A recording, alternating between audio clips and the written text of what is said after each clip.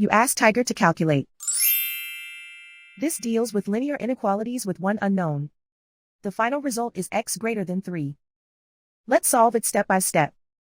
Isolate the x. Divide both sides by -8. Whenever you multiply or divide by a negative, reverse the inequality sign.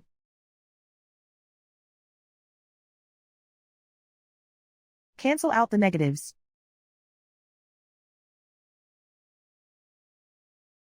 Simplify the fraction.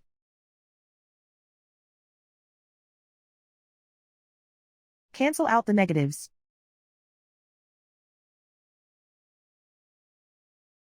Find the greatest common factor of the numerator and denominator.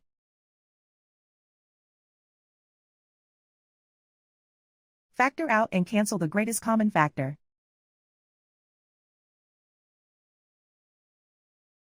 Plot the solution on a coordinate grid. And so the final result is x greater than 3.